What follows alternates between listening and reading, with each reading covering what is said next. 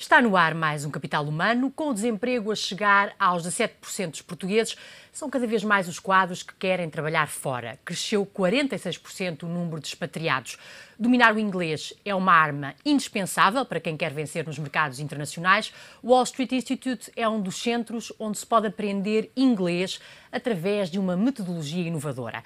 A Escola de Línguas Multinacional acaba de inaugurar em Portugal o maior centro da Península Ibérica.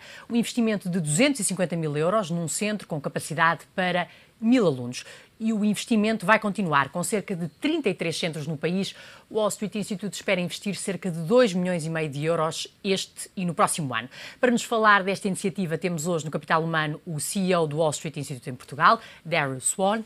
So, tell me, because of this growing of a number of unemployed people here in Portugal, more and more people want to work abroad. Do you feel a rise of the number of Portuguese who want to learn English in the Wall Street Institute centres? Yeah, we certainly do, Magdalena. We've seen this year, just the beginning of this year, at the end of last year, a slight increase in the number of people coming into the centres and requesting information and signing up for English language courses. And do you have special offers for someone who wants to work abroad, that want to learn very quickly English? We do, yeah. We have something called a super intensive course. Our courses are very flexible, so people can go basically as fast as they need to, and everybody's needs are different, as you can imagine. So yes, we do. And how long does it take to learn English in that kind of courses? Well, the average person can reach a pretty good level of fluency, a level that experts consider to be able to live in an English-speaking country in about a year and a half, with the average kind of dedication to study time. There's some people that take 2 years, some people are very quick, but an average of about a year and a half. To know how to live and how to write and talk and understand everything. Exactly, to have all the basic skills, and I think once they're living in the country, they obviously build on those skills and get far more fluency than they can do being outside of the country. But yes. And do you think Portuguese? Some people said Portuguese can learn language very easily. I don't know, because of our history and our culture. Yeah. Do you think so? Yeah. Compared to other people from other countries? Yeah, I totally agree. I mean, fortunately, from my position, I can see those statistics on the differences between different countries, not just the statistics that Wall Street Institute produces, but the industry produces. I also have experience in other countries working with the same group, and definitely the Portuguese have historical reasons for this. And also, I think linguistic reasons, phonetic reasons. Your language is very beautiful language, by the way. Oh, it's a very rich language phonetically, and I think this equips Portuguese students with a special ability to adapt very quickly and learn new languages.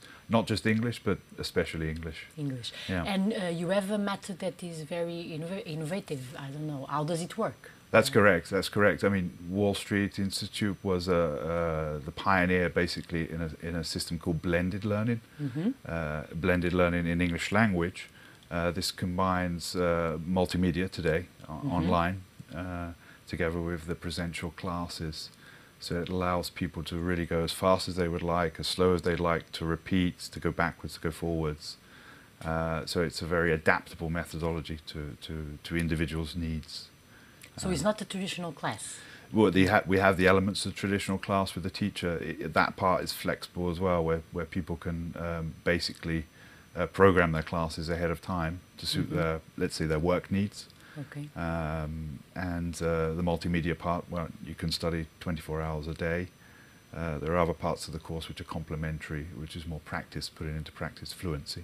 So you can work at home. You can learn at home. You can learn at home as well. You can learn at the office. Not many bosses like that. Yes, I imagine. Yeah. But there are people that take advantage after work times and study using the IT equipment at the office, and very flexible. And do you think nowadays knowing English is essential to win in the work market? Absolutely, absolutely. I have no doubts about it. Again, I've seen studies that bilingual candidates for jobs generally do much better universities are looking to recruit bilingual people into the best universities in the world, and I think bilingualism is fundamental today for everybody, and maybe looking ahead, trilingualism as well. So, okay, yeah. But do you think English will dominate? Is the language that in the future will dominate? Yeah, I think everybody agrees it does now, and I still think in our lifetimes and probably the next generation, it's certainly English. I can't see much further ahead. It's a very practical, pragmatic language. It's an easy language for people to learn, and it's very pragmatic, very easy to apply into business and into science and culture in general. It's a language that keeps evolving as well. It seems to take words and expressions from other languages and kind of makes it its own, which I think is one of the reasons why it has a very important role to play now and in the future. In the future. Yeah. You received recently the annual conference of all Wall Street institutes in the world. That's right. So it's how is the operation in Portugal? Is growing? Yeah, the operation in Portugal has had some growth, which under the current circumstances is something we're very proud of. The growth hasn't been huge, but there's been growth. One of the reasons why the international holding company decided to hold the annual conference here in Portugal was firstly because it's a beautiful country, everybody knows that. We were fortunate to have a wonderful week of sun in February during the week of the conference. But it's also a country that is very, very important for the group in terms of its overall impact in number of students and the maturity of the market. The mind share of the brand in Portugal is very, very strong. So yeah, we're very, very proud to have 27 countries come into Portugal. I have my own agenda there of getting some tourism dollars and euros spent in Portugal, which I think everything helps with the current situation we have. And the event was fantastic. In fact, the Chief Executive Officer of the international group stated very clearly towards the end of the event it was the best venue and the best conference in a long history of these annual international conferences. So it was an excellent week for us. Yeah. And you opened recently a big center, the biggest in the Iberian Peninsula. Yes. Yeah. I think it may be one of the biggest in Europe as well. Yes, we opened the center just at the end of last year in the Saldanha area. The center is beautiful. We've invested a lot in technology, in interactive technology, in comfort for our customers. Decoration is wonderful. It's built along a line of a kind of a new interior design concept, very modern, very accommodating. The smell of fresh coffee and English language sort of blends well together there. And it's doing very, very well. Of course, it was a showpiece as well for us to exhibit to the 27 Wall Street countries that came, and everybody that works for our organisation, both inside of Portugal and outside of Portugal, is very, very proud of it. It's beautiful. Yeah. And you plan to invest more than 2 million in the next 2 years, this year and next year? Sure, we do. I mean, at the moment we're in the middle of that investment program. That we've opened some centres in 2012. We're busy refurbishing and remodeling some of the centres. We see a direct relationship between this ongoing investment pattern and keeping customers very, very happy, very, very focused on the English language learning programs, and all of that I think really translates into a healthy business going forward. I think it's part of a cycle as technology changes and customers' needs and tastes change. We need to be ahead of that and make sure that we're giving them exactly what they need and exactly the tools they need to continue learning English and going out into the world and being successful, we hope. So. And you will have to hire more people this year, yes? Yes, we will, yeah, which is a fantastic piece of news, and again, something we're very, very proud of. The fact that we'll be hiring and training some new teachers into our system. And the other main area of recruitment that will be going on, which will increase the number of people we have working for us, is in the area of customer services and customer management.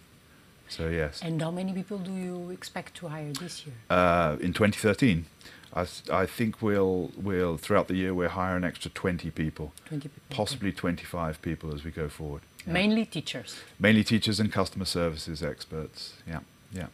Okay, and the teachers have to be native speakers or no? They can be Portuguese that know very well English? Well, we have a mixture right now. We have a mixture of Portuguese, let's say Portuguese international people, a lot of Portuguese who have, let's say, some South African background, some Canadian background. So they tend to, it's interesting talking about the economic cycles. They tend to be the children of people that emigrated, back in the 60s, and they grew up in English-speaking countries. They came back to Portugal in the 90s, and so they're totally bilingual, very, very well qualified professional teachers.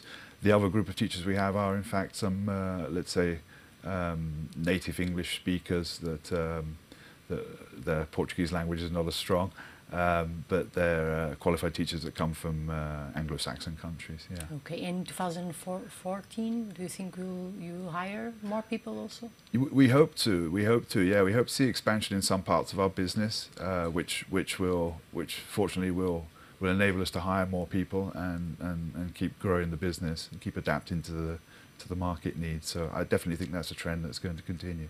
Yes. And what do you think? You come from United Kingdom. What do you think about the crisis here in Portugal?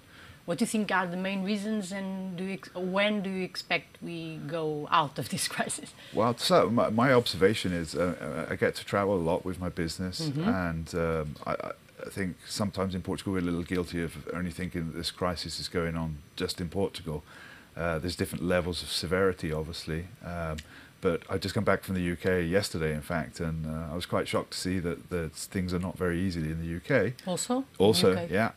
I spend quite a lot of time in Spain as well, where we have some business interests there, and it's a very tough situation there as well. So I think the big difference is some of the measures that have been taken, as unpopular as they are, I think they'll eventually produce some kind of result. I'm optimistic about the end of this year. What I'm most optimistic about is the kind of discipline and the resolve of the Portuguese people to get through this, and that's something I'm not seeing in other countries. I'm seeing more of a spirit that we have to get through this. We have to what we're trying to do in our own company is invest a little bit to move ahead, and to if we all pull together, I think we can see some changes coming our way at the end of this year. At the end of this year, do you think that's the time when we go out of the crisis, maybe? Yeah, going out of the crisis is a difficult one to ask, but to definitely see some improvement. I don't know what point it stops being a crisis and what point it starts being prosperity. But we certainly, I think we're taking some steps in the right direction, and I think we'll see that materialise. Hopefully that materialises at street level, where ordinary people feel the change and feel some stability again. I think we all need that.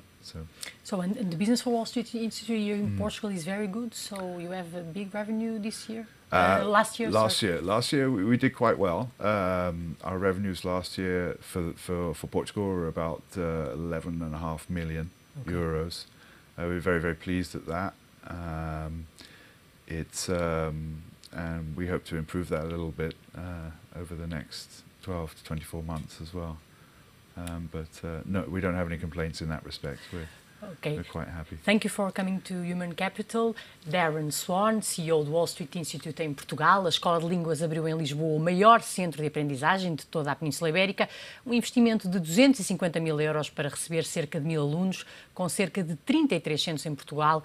O Wall Street Institute deverá investir cerca de 2,5 milhões de euros este e no próximo ano e prevê contratar cerca de 20 pessoas. Já sabe, pode encontrar mais ofertas de emprego e formação todas as segundas-feiras no suplemento de Universidades e Emprego do Diário Económico.